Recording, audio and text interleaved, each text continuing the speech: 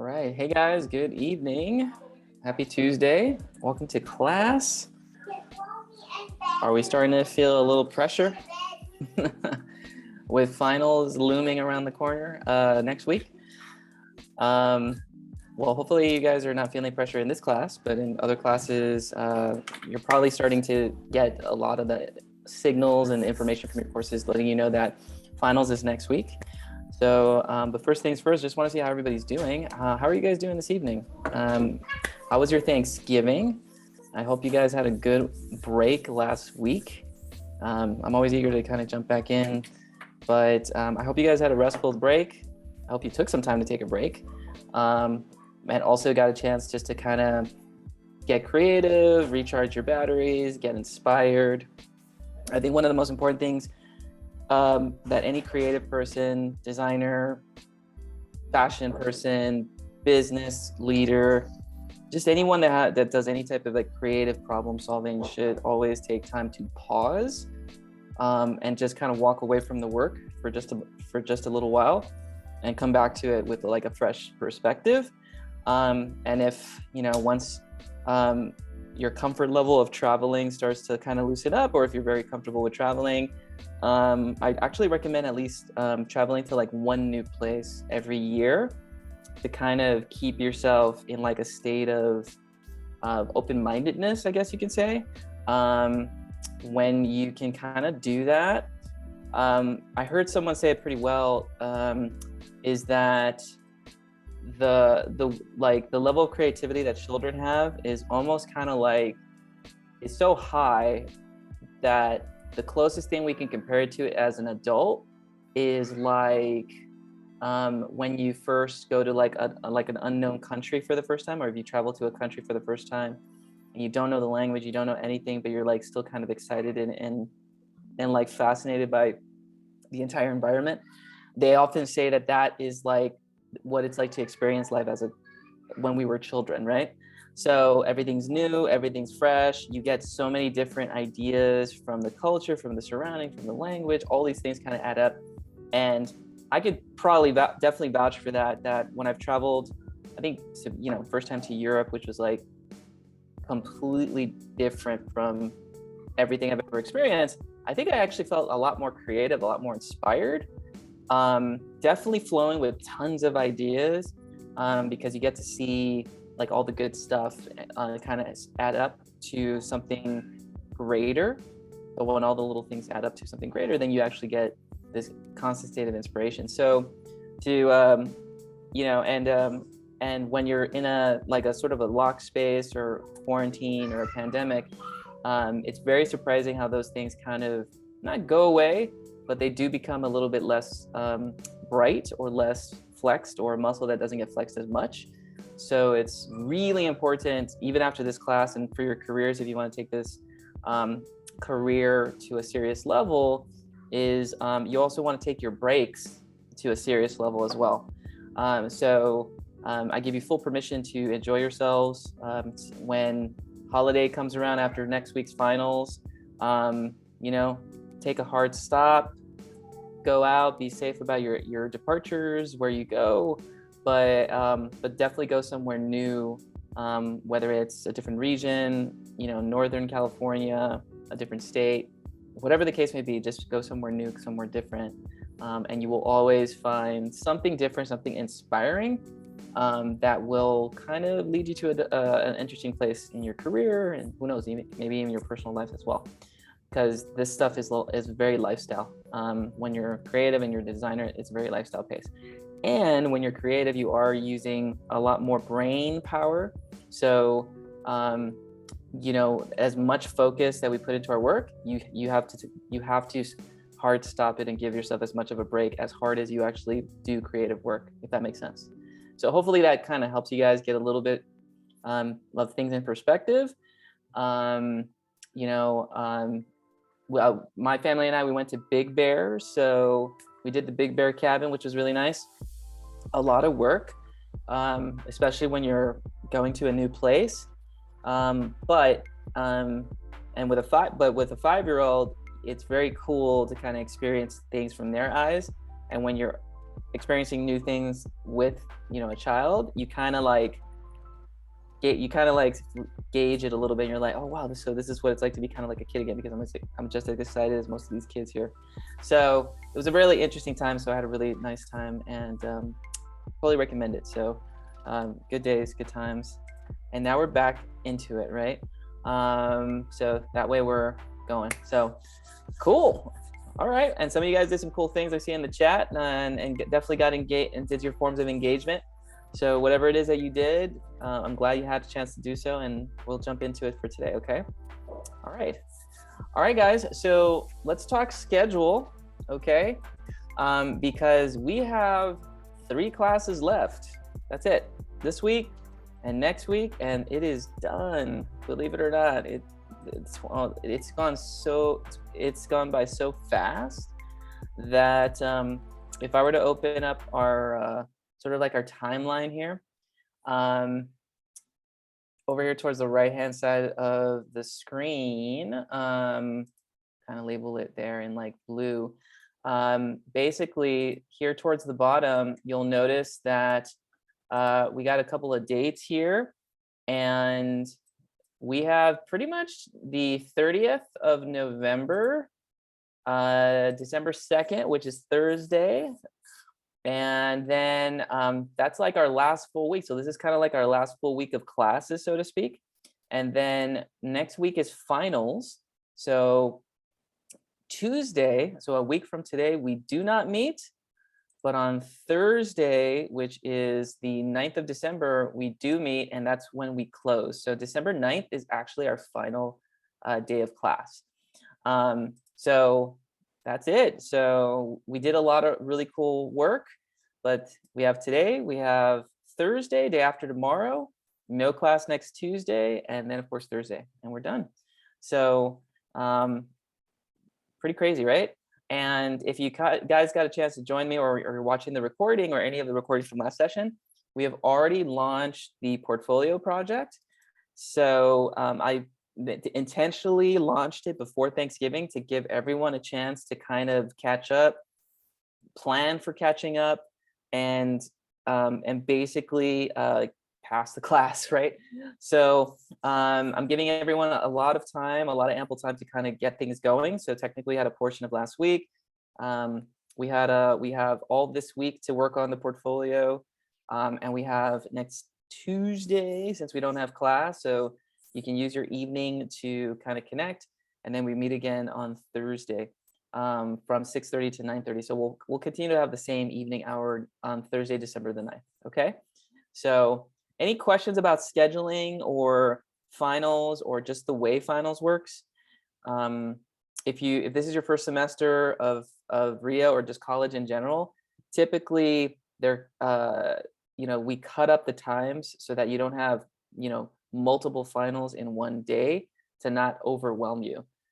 It's fair for a student to basically have like different classes have different days slotted out, and even hours slotted out, so that they can specifically have that day and that time to work on their final. So it's spread out intentionally so that you guys have no multiples. Hopefully it's like one per day to kind of prepare and get that going. And so if you have more classes, they're spread out a little bit more evenly. If you're going part-time, you might have 1 or 2 spread out within a few days. Either way, you don't feel like overwhelmed and pressured by the work. So that's kind of the philosophy and the thinking behind that. Okay. So if you have any questions about that, you're more than welcome to speak to me, and then we can kind of get you going from there. Okay. All right. Very cool. All right. So let's just kind of quickly recap on the logo project. Okay. And then I'll talk briefly again about the portfolio. So it'll be a quick recap, and then we're going to basically use the remaining time tonight to work on portfolios, work on your logos, or both. So it's going to be more design time this evening. So I'm going to go a little bit more quickly, but this is basically a repeat of what we talked about last week before the break. So I'm just going to kind of quickly recap some of the things that we're doing. Okay. We'll start off with the logo, because I want to make sure that we're feeling good about the logo towards the end of its process. So one of the things during a couple of semesters ago that we were kind of unable to do is a little bit more of the logo. Due to time's sake and just a lot of things happening around the world. We got as far as normally doing sketches for logos during like the whole COVID season. But since we're back, you're actually the first class that has successfully gotten to the digital portion of the logo since the pandemic started. So that's a good sign. It's partly due to two things. One, scheduling. Two, you guys are awesome, and you've actually been really, really good. Probably one of the best classes I've seen in quite some time. So, and that's not to say, all the classes were not good. I would say given the circumstances, you guys have definitely brought your A game to the table, and you brought a lot of focus into it despite the distractions that have been going on. And so that's really awesome and super inspiring to see that you guys have really just, despite everything that's going on, you just brought your best to the class. And that definitely helped me push myself, and bring the best to you guys. So I applaud you for that. So good job on that, guys. We basically talked about the two ways to process images. This goes back to minimalist, our minimalist poster project. Option one, you basically sketch it, you scan it, you redraw it, and you make small changes to that concept, which is kind of what you saw a little bit for the folks that got some one-on-one time last week. You kind of noticed me saying like, let's go one color and make it black and white. Let's do 2 or 3 versions and move the graphic to the left, to the right, to the bottom, and adjust accordingly, right? Let's change the font. Let's try a different font. So we saw a few of these things happening. And so that was sort of like option one methodology, right?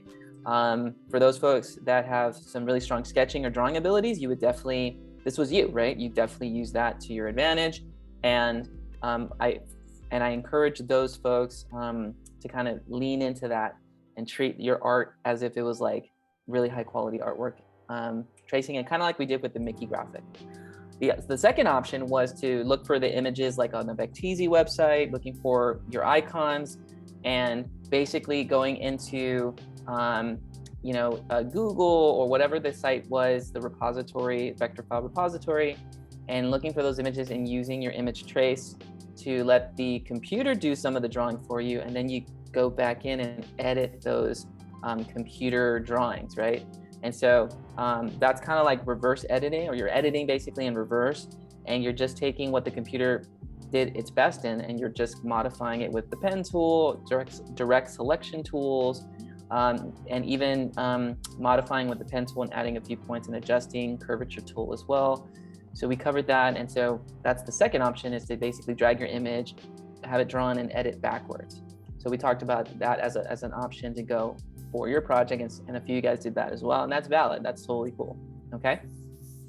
Final step is to find that font. So we talked about a few repositories. Defont.com was one mentioned in the assignment post. Font Squirrel is a personal favorite of mine because it's fonts selected by designers for designers. So it's higher quality, smaller list of fonts. And so these are free high quality fonts basically, where you get a lot of bang for your buck, right? So I don't know why I think about like H&M or something like that, where it's like, oh, you get like a smaller selection of like certain designs that are of season. That's kind of like what Font Scroll is. If you're like a shopper, you have like H&M. Whereas like, your Defont.com, DAFONT.com is more kind of like your Target, and it has like every font that's ever in existence. And most of them are pretty good, but you also have like your generic fonts as well. So I like Font Scroll because I get quality for I get a smaller list, and I get higher quality in that list, which means I get to better fonts in the shortest amount of time. So it's all about saving time at the end of the day. Good quality, short amount of time. Font Scroll, really good for that. So I'm a big fan of that. So we'll probably talk a little bit about that for some of you folks to kind of like narrow down those fonts and get them to where they need to be. And then fine tune, right? I'm a big believer in copying and pasting that logo, and for each copy and paste, you make little changes so that you can just give your eyes a comparison, right? So, vary them, move them, change positions, right? See what is, more balanced visually, more aesthetically pleasing. I've gone as far as like selecting multiple fonts and doing like groups of different versions where I have dozens of them and I have so many that I can choose from, but I can see very quickly what works, what doesn't work from the list. So the bigger the variations, the more variations you have, the more you don't have to second guess yourself, if that makes sense. So that's really helpful when it comes to like developing that logo, right? And of course, that's all process we just talked about. Like these are some of the major practical steps towards developing your logo, but there are those very simple rules that we try to focus on that takes time, effort, energy, practice, right? Is it targeting your audience, your logo, right? Does it connect to who your audience is? Bigger question is, do you know who your audience is at the end of the day? For some folks, you discover that when you make up a company and you don't know who you're visually speaking to, it's a lot harder to make choices because you don't know who you are talking to at the end of the day. So, if you're designing a logo for a fitness club and you're trying to do, a logo and you're just trying to build a gym, it can look real generic real fast. But if you're building a gym for, moms, women that are mothers that have, 2.5 children and they live somewhere in the urban city, it's a lot easier to design for her because all your decisions revolve around will Jane Doe or will this mom or whoever your demographic is, right? Will she like this or resonate with this graphic? So I always like to kind of start things with target audience sometimes and just ask myself, like, who am I targeting? Who am I appealing to? How does that work, right? And that's really helpful when it comes to like developing your brand for yourself too. Like, who are we talking to? Businesses? Are you trying to attract studios and bigger and small businesses or large businesses? What industry and are you communicating to them, right? Then of course we want to be as unique as possible. We don't want to, be too generic, although that's a starting point. We don't finish there. You want to evolve your starting points and kind of take it to something that's memorable, symbolic, hopefully, and has meaning behind it. When things are relevant, meaningful, timeless, they look as good today as they did 40, 50, or over 100 years ago, as we noticed in like the Nike and Coca-Cola logo concepts, right? Trends, you will always have trends every year, and some trends work better than others. Trends are helpful when it's food or packaging related things, but when it comes to like a brand, a timeless brand, a brand that lives forever, then something that has a high reputation should have something that is a bit simpler and a bit universal for your audience, for your group. Okay. So, and to be timeless, but to be new is always a bit tricky. Okay. Because how do we kind of find that fine line between a trend versus something that's new and different? At the end, I think the short answer is like, they want to be interested in the uniqueness of your logo, how different it is, right? Because if it follows a trend, okay, totally fine. Companies do want to do that.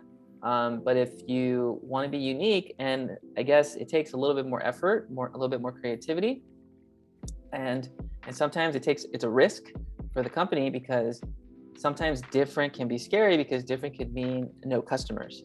It's so different. I don't connect with it. I hate it.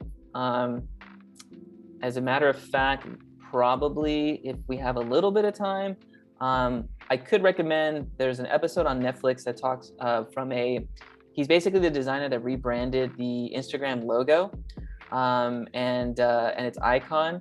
And it's on, I think it's on Design Trends or Abstract, that show called Abstract. And there's a specific episode where it's a graphic designer that is in like the web application world up in Silicon Valley, redesigned Instagram logo. Everyone hated it. for like a few weeks, and then it became the norm and everyone accepted it. So that whole process is really fascinating. If we have time, we could possibly watch it as a class towards the end, or I'll send out a message and I can make that recommendation. It's really cool to see how that process was done to create this new brand for a mobile app, because it's just the same as developing a logo. So that's really helpful.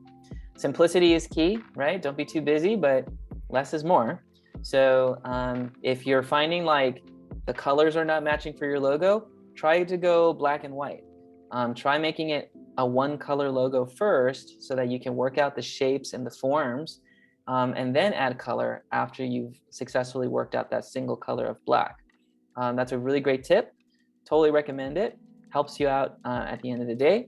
And so one color is helpful. So you often will find design studios strictly just design within one color first and then kind of build up from there, for the obvious reason that, you know, they want it to work in all colors, all levels, all scales, almost kind of like a logo system or graphic system.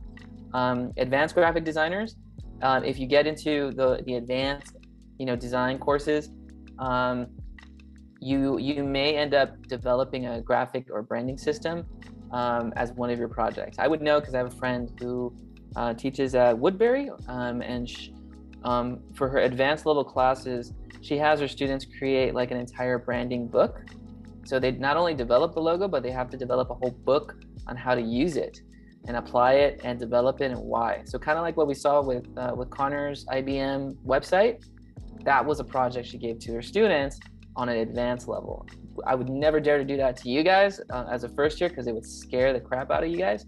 But in the end, an advanced level designer I would take you to that level if I had like an advanced class. So aren't you so thankful, right, that you don't have me for advanced level yet? If there is one, we'll find out. Of course, balance is key. So try to be as balanced as possible, meaning that we don't want to just use random fonts for no reason or random colors. Balance is your elements of design, right? Do you have similar lines? Are the shapes organic or geometric? What do you have a majority of, right?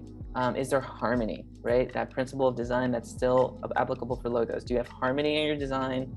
And are they similar colors, similar shapes, or all of the above? You make that choice, okay? Shape psychology is symbolism, or I guess another format, which is like, oh, do your forms, does your logo have symbolism built into it? And what is the symbolism saying as a narrative, as a story? And so circles are community and unity, squares are balance and professionalism, security, triangles are power and stability, right? And so energy also, because things at an angle have energy. So we always take into mind the psychology of forms, because it's really symbolism at the end of the day, and we're communicating at that level. So who knows? Maybe in the future I'll do like a YouTube video series or something, you know, and I'll just talk about semiotics, and I'll just throw it out there as like a free little course unit, just to kind of get it out of my system, because I keep on harping that there should be semiotics as like a course, and actually just maybe just make a bunch of videos and just shoot it out and just see what catches, just to get it out of my system. So I see you guys already thumbs upping that, like, yeah, do it. Yeah, stay tuned. You know, I'm noticing that the videos that I post onto my like little YouTube link, that there's like people subscribing, and there's like no information about me, but they're subscribing and commenting. So I find that kind of cool.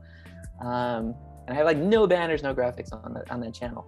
So yeah, all the way from like different parts of the world too. So I find it fascinating that people are kind of finding the videos and finding it valuable. So I might just keep the ball rolling, who knows.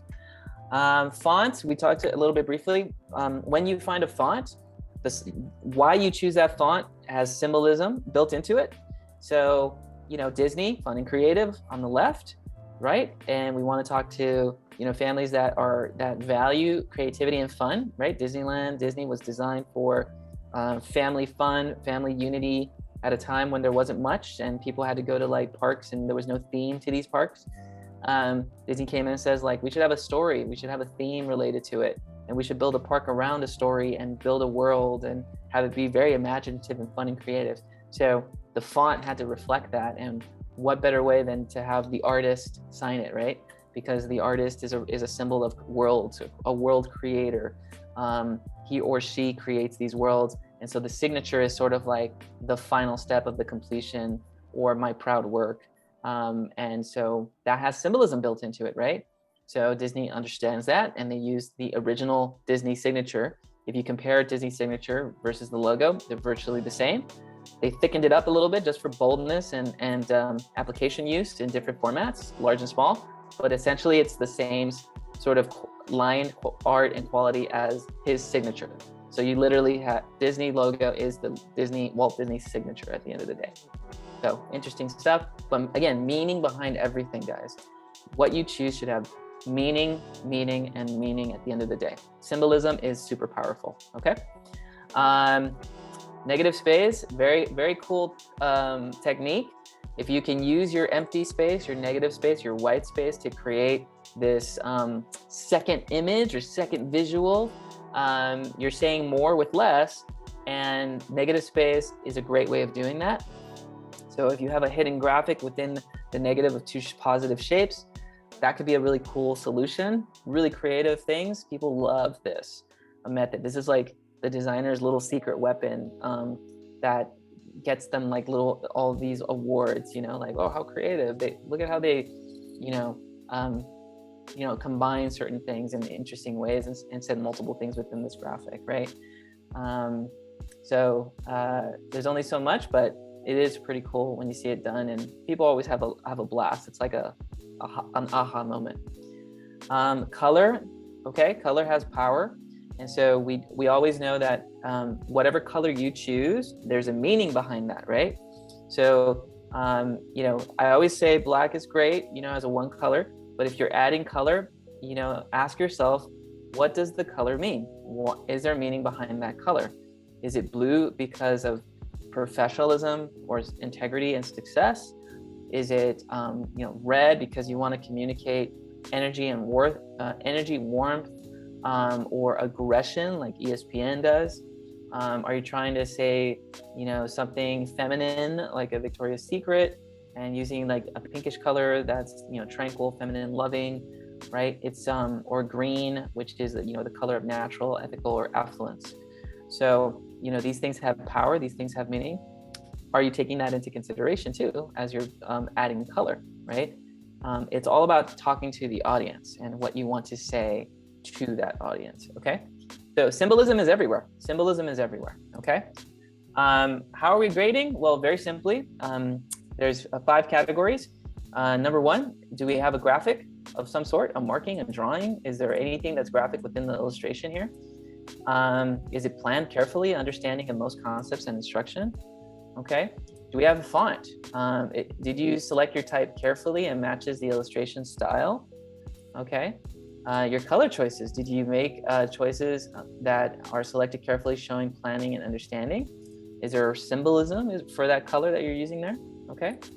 And of course, the things that I provided, is it presented well? I gave you a presentation template that basically is showing a little bit of the negative spacing within the document. And I give that to you. I give you a little target area. That template is good to go. So that's an automatic 20 points there for placing it onto the template. And of course, effort. Did you take your time designing your logo and putting your best foot forward in the project? And we have plenty of time to do that this week to develop that logo even further. We've been working on it for quite some time. So I would say the effort is there if we're sharing some of your content and we're talking, okay? So tonight we'll get a chance to catch up. A few of you guys haven't shown me logos quite just yet, and we haven't talked. So we'll talk and we'll get you caught up and we'll get some information out there regarding all the things that were talked about this evening for your logo, okay? I'm trying to see here if there's anything else I may have missed. That's the download template. Yes, the logo is technically looks something like this, which is on Canvas. We'll find it under logo template. And saving the file is easy as just putting your name on it and uploading it onto Canvas as an Adobe Illustrator file. So that is okay. A few folks asked if they could turn it in via the portfolio. That's fine as well, as long as that, you know, we've had some conversation time to talk about the development, which should be good. Okay. Okay. Sound good there for you guys? Pretty cool. Okay. All right. If it does, you can give me a little thumbs up emoji. It's making complete sense there. Permit me at least another quick 5 minutes on the portfolio, because we'll have some time on Thursday to review it. And I know a few of you guys are done with that logo or have uploaded it, and we'll still need to talk about just some minor changes. But what we'll basically say about the portfolio, and we'll switch over here for a second, is that it's going to be a collection of your best work, right? All the work we've done these last, almost 20 weeks now, I would say, is available there. So those files are available for you. So no worries about that. Let's see, templates. Not sure which template referring to there, Angel, but if it's referring to the logo, send me an email. I will attach it to the email, the Illustrator template, so you can shoot it back. So it's available there. You basically need to have your Google account activated or your Rio Hondo Google account going so you can send it over. So whatever that is, send me a quick email, guys. It should be available on Canvas. It's on the share mode, but if you're having some issues, email me and we'll send it out to you right away. So I want to say that a few folks have been able to upload or download it and then copy and paste their logo onto it. So we're good. Okay. Okay. Portfolio. Really quickly, December the 9th. All the work that we basically worked on and put into a portfolio. There's a few bells and whistles and clearance procedures that we will not worry about because it's mostly for in-person. Portfolios are obviously important to show your work. It doesn't guarantee you the job. It only gets your foot in the door. It gets you the interview. Your personality will get you the job. So keep that in mind, okay? Designers want to work with people they like to work with because the creative process can be a very intimate process. And if you want to know the right way that it's done, and I'll kind of just quick side note, definitely watch, if you have Disney Plus, there's a Beatles documentary that launched last week. It shows like the way the classic band, the Beatles, kind of developed music in like 2 weeks time. It's a really good example of how teams work together effectively to do work. And super side note, right? Like Steve Jobs, right, would say something to the effect of like he used to run his business like the Beatles work together, meaning like you get the best people in the room and then they kind of hash it out in terms of like what works and what doesn't work and kind of build something better from that. So when you get a bunch of talented people in a room, then they kind of work together. What I found fascinating about that documentary is that, well, at least for the first hour that I've been watching it so far, is that they're very respectful of each other and are not shooting one another out. So they're not shaming each other to a degree that's really bad. It's more like they are sort of debating as to the pros and the cons and why things should go and not go the way they should, right? It's really fascinating, and perhaps by the end I'll understand why they broke up.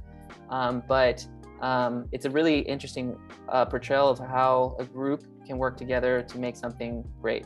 So if I ever did like a teamwork exercise, I would probably show that documentary so that people can get an understanding of how to work together as a team. It's really cool stuff. And they developed a whole album based on just concept flow, what worked.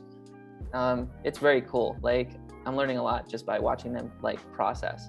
And whether you develop music or develop graphics, they're much the same way, to be honest. It's almost similar. Just coming from this opposite end of working in teams, it's very, very similar. So if you're like, I wonder what it's like to work in a team and what to be effective, watch that documentary if you get a chance, and it's fascinating. So we'll try to get that out to you guys. Okay. All right. Portfolios have structure. So I basically give you that structure in the template. So you're welcome. So that format is basically like the one image on the left. They're very aligned. They're organized. If it looks like the right-hand side of like boxes and graphics and things just don't look structured, it's to a designer, anything that looks like this is like, ooh, I like it, right? I'm accepting of the work. When it kind of looks all crazy and there's no like focal point or order or why you do things, designers say, oh my God, where does this work?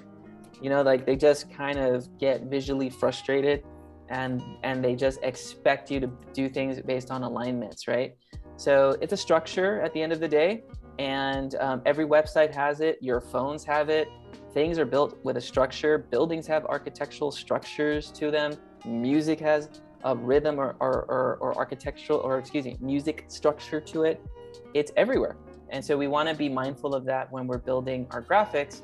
And so the portfolio is given to you really nicely in structured formats so that you guys can start to get a little bit into how a presentation should be shown on a professional level. Structurally, visually clear, not noisy, not off alignment, nothing, something lines up with something else very successfully, okay? And we talked about the project, so principles of design is part of that. Slide for your Google, for your portfolio, it's a Google slide that for your portfolio work. Pixel art, we talked about that. Your Illustrator tool slide, you're gonna put that into the portfolio. Your pen tool exercises, we're gonna include those in there. The faces, the advanced pen tool exercise with the Mickey drawing you're gonna include, because when designers or managers start seeing like, oh, this person can actually effectively draw in Illustrator, that's quality work, quality line art work. T-shirts shows that you know how to incorporate layout and build a product that adds value. So this designer can create something that can make me a financial gain or help you create extra money for yourself. That's always a big plus. So use it for yourself, guys. I recommend it. Empower yourselves with these skills that you take from the class.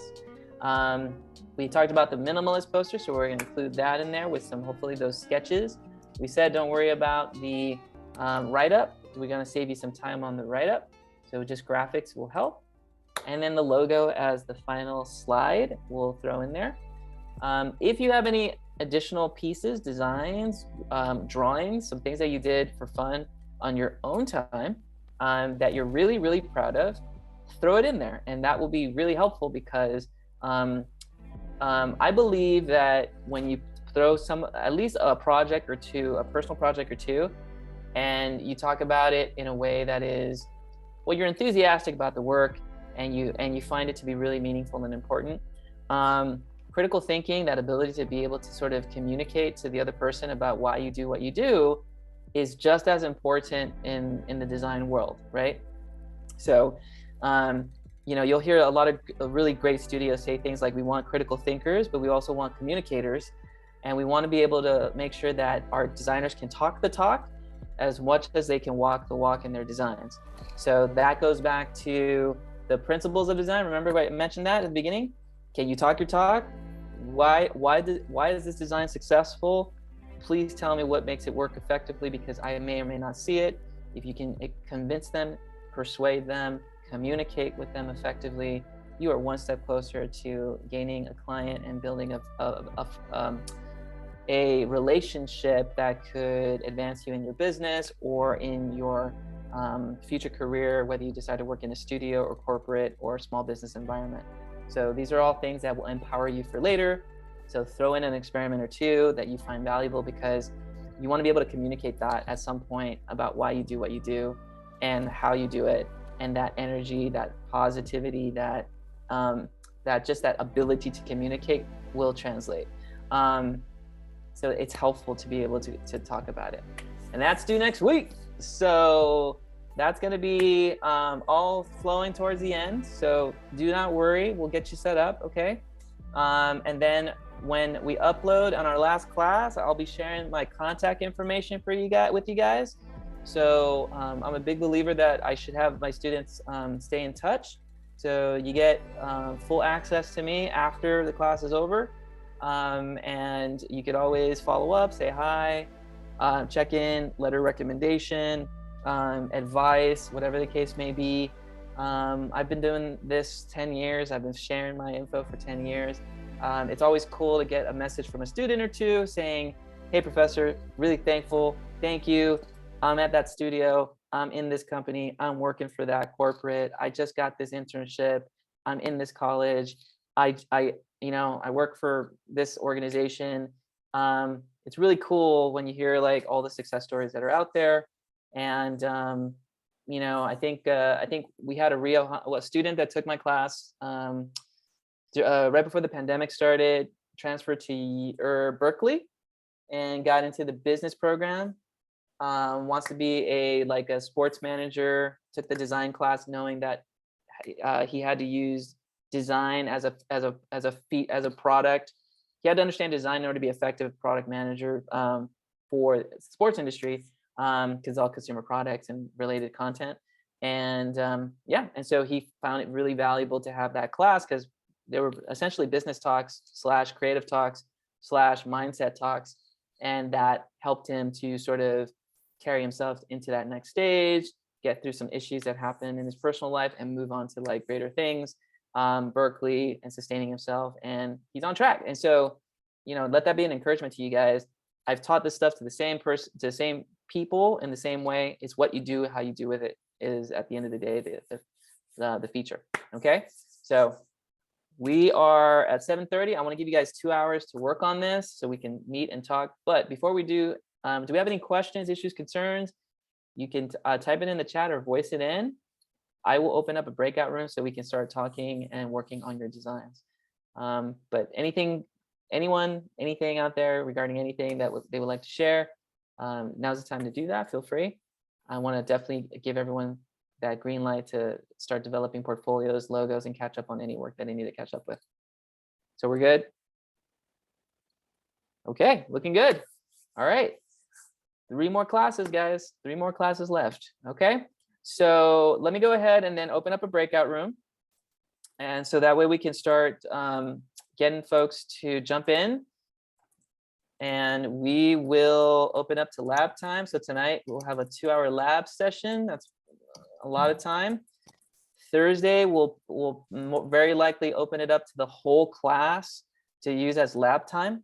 So there will be no new content on Thursday. It'll be strictly lab time. Okay.